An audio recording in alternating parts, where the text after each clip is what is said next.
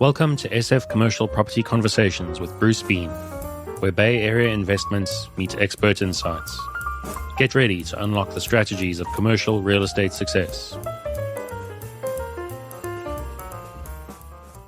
So good day, everybody. It's my pleasure to be having Richard Woon on for us. He is currently running for city attorney in San Francisco, but he has quite an amazing, interesting story about how he got to this particular campaign. So Richard, great to have you on.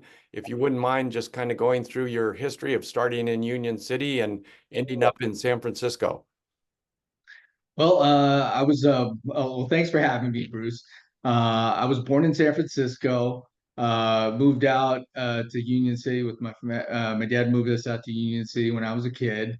So I went to elementary school all the way through high school down there. Then I went to Chabot College for a few Hmm. years. Then transferred to UC San Diego, got my bachelor's in economics, and Oh, then came back up and went to Golden Gate Law School downtown, and I got a JD MBA there. nice. Wow. Okay, and then you started working as an attorney. Oh yeah. So during law school, I think second year, I started immediately. Just trying to get practical experience. So a year clerking for a personal injury guy, realized that that was not for me at all. And then I fell into a job at the Kistner Law Firm in Newark, California, and he happened to be outside counsel for Northern California counsel for Pulte Homes at the time, and so kind of got my feet wet learning the land game. Yeah, and then you got to 2008 and the market kind of crashed for single family homes due to that particular recession. Oh yeah, so everything. So I could sort of see the writing on the wall in terms of deal flow back probably what 2007, and then I applied for a job at Silicon Valley Law Group, and they hired me on, and commercial real estate was still pretty hot at that time. Uh, but like as soon as I got over there, it's like everything just died. And so I was like sort of waiting for work to, and they was like, yeah, work's coming in, and the work just never came. And so yeah, so that market, the commercial real estate market started cratering too at that time. And well, it was housing and everything. And but I had sort of been able to see it, and I had bought some put options in some REITs and did all right with that. And then after that, I went out on my own. And then yeah, you became your own kind of one person attorney firm at that point.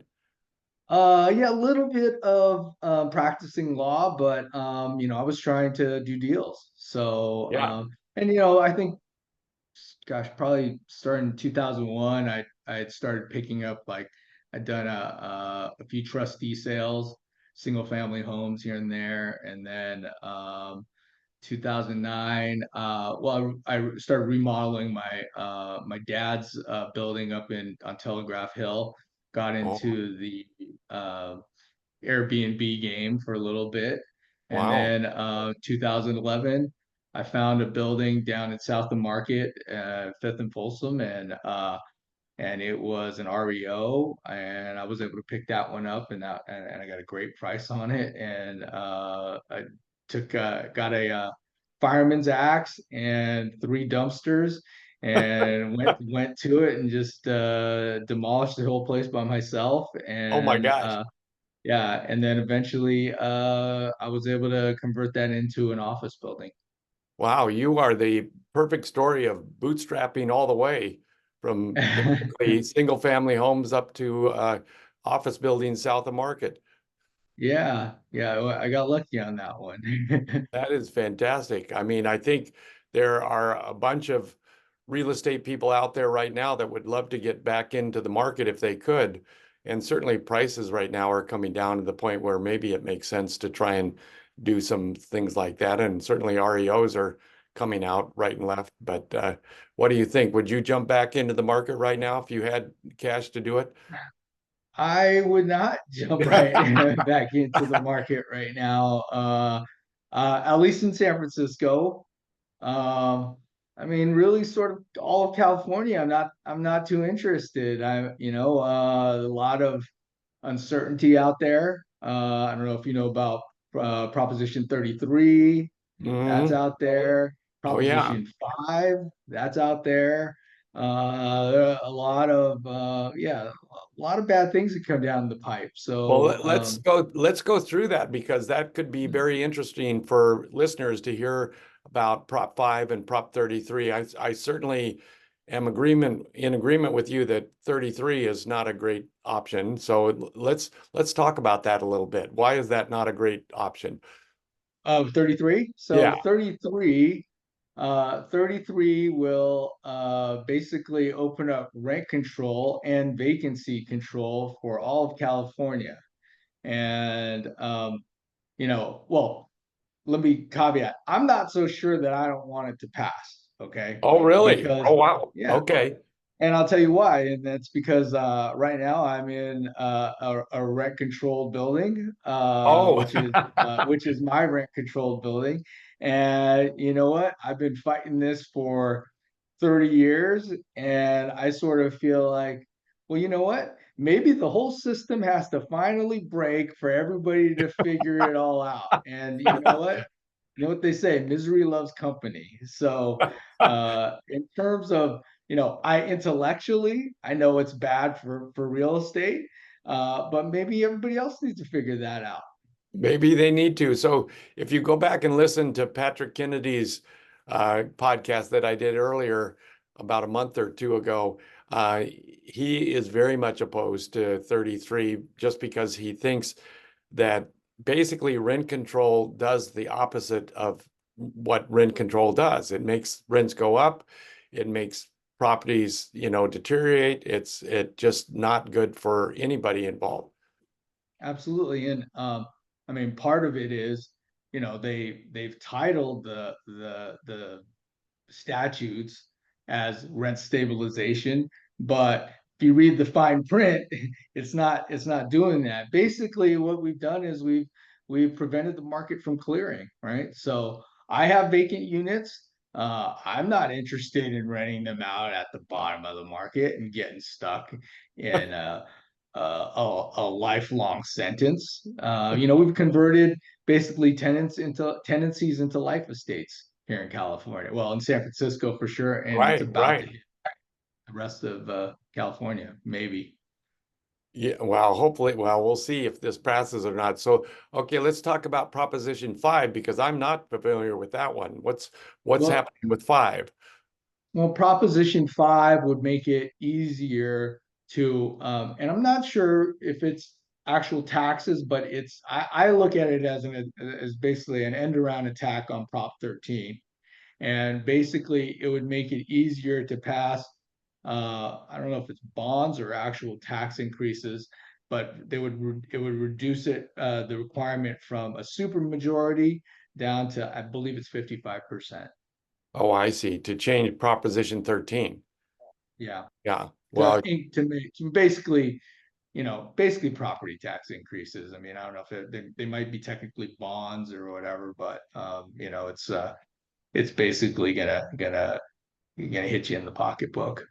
yeah. So instead of getting a jump when your property sells, it would be sort of a basic increase, CPI increase or something like that.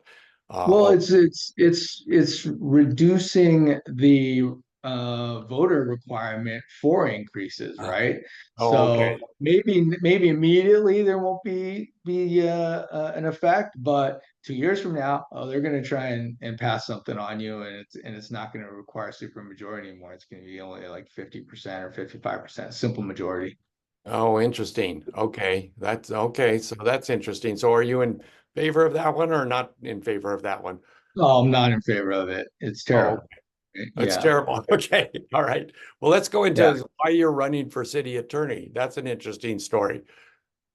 Well, I'm running for city attorney because I love San Francisco.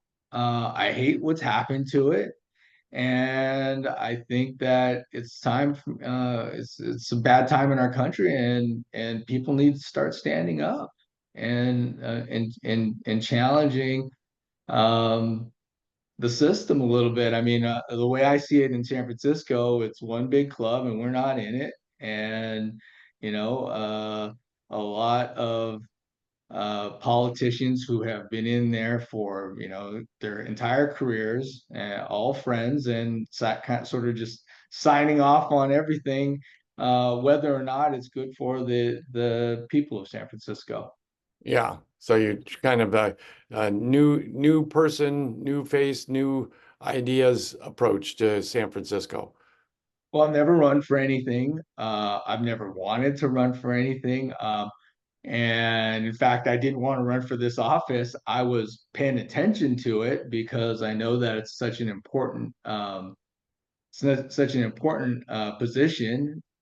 And so I've been paying attention since January. Nobody was jumping into the race. When it got to August, I was like, well, it sure doesn't seem like anybody's going to jump in, and I'd been thinking about it. So the second to last day, I filed my papers. I got my 20 signatures that evening and paid my fee on the last day, and I qualified for the ballot. Wow, it takes 20 signatures to get in on the ballot. 20 signatures, something like $5,700 filing fee. And let's see, we got to be an attorney.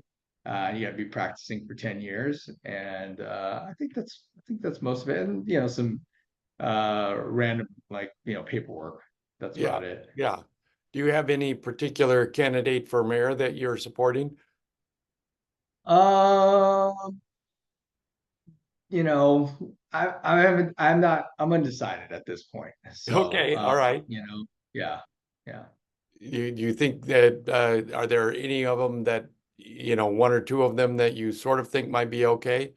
Are you Well, you're not in the favor of well, I'll give you a Breed? rundown Oh, of okay, who's that'd in. be great. That'd be Yeah. great. So London Breed, who's the incumbent, she's obviously running again. Hmm. Hmm. And then there is Aaron Peskin. He is president of the Board of Supervisors. He's also running. And then there's Mark Farrell, who was previously mayor for a short period of time after Ed Lee died. Oh, Um, right. Okay. and he was like in for like 6 months, and then there's Daniel Lurie, who Lurie, is yeah. running as well.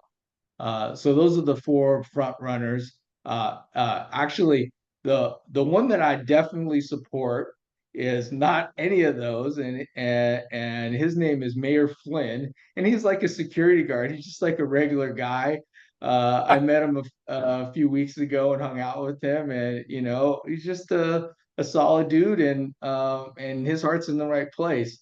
But he's not really well known or up there. It doesn't sound like he has big campaign dollars to get the word. No, he doesn't. He doesn't, and neither do I. By the way, I'm not raising money, uh, and I have loaned my campaign $1,999, which is right below a one of the thresholds, and so far I'm sticking to it. I reserve the right to raise money in the future, but as of right now, I'm just trying to stick with that. And I've been offered money, and I've been to events, and I see the called the seduction of raising money, and I'm trying to stay away from that. So Yeah. because I just don't see how you can be independent person and represent the people of San Francisco once you start playing that game. So Lurie's a big real estate guy, right? Uh, I I don't know about real estate. I in terms of I think that he's somehow tied in with the Levi's fortune or something like Right, that. right, yeah. Yeah. So, So yeah, interesting character. So, but as you say, it's sort of a a group of people that have been in San Francisco for a long time, and they're each kind of fighting it out for who's the best insider or whatever. Yeah, I guess so. I have opinions on all of them, but I'm gonna keep my cards close to my chest for Okay, now. we'll keep clear of that particular area. So, anything else you want to conclude with that you want to tell us what your platform is in terms of running for city attorney? Well, my platform is to bring common sense to the position, to um, bring a viewpoint of we the people, to represent the actual people of San Francisco instead of just representing uh, the vast corporate entity that is the city and county of San Francisco. And I think there's been a lot of corruption in San Francisco recently. There have been numerous scandals, particularly regarding the nonprofit, um, not the third party contractors, nonprofits. For instance, these homeless, I would call it the homeless industrial complex. And then I think they're really been creating an attractive nuisance in San Francisco, attracting the worst kinds of people in terms of drug users and things like that. So, I mean, like one of my biggest pet peeves is giving out needles and straws and foil and pipes to drug users. I don't see how that's legal in any way. It's not within the spirit of the law, and I think it is an illegal contract masquerading as bad policy. And that's like one of the things, like it's so easy to just to stop that. And that's $25 million that we're spending in San Francisco to give away that stuff. Wow, wow. So, what do you think about the latest Supreme Court ruling where now you can actually move homeless encampments? Well, I just took a walk on Saturday night and around Tenderloin and South of Market downtown, and they're not going anywhere. They're all there. They're still there. And I'm not so sure we couldn't have moved them before, anyways. You know, if they were blocking pathways, there's an ADA argument that could have always been made. I'm just not sure that there's a will. I feel like our leaders have realized that it's easier to govern people who are on their knees and a city that's not functioning, and so there just hasn't been a will to like fix things. That's interesting. So you're kind of like, hey, let's fix it approach. Let's get this cleaned up and fixed and moving on. Absolutely. I think I mean, we just need to, I mean, we have to have the will to get these. I mean, we're basically subsidizing drug drug use in San Francisco, and we got it makes no sense. It makes no sense, especially the condition of the city. We're losing conference revenue. We're losing travel and tourism revenue. I mean, unfortunately, there are a lot of streets that I mean, they're like toilets, you know. Yeah, yeah. Well, that leads us to actually your website, which is what? www. TakeSFback.com. takesfback.com. So where else might somebody contact you, Richard? That's really the best place at www.takesfback.com, and find out all about me, and on there my phone number's on there and my email address, and so anybody can get a hold of me. That's the best spot to start.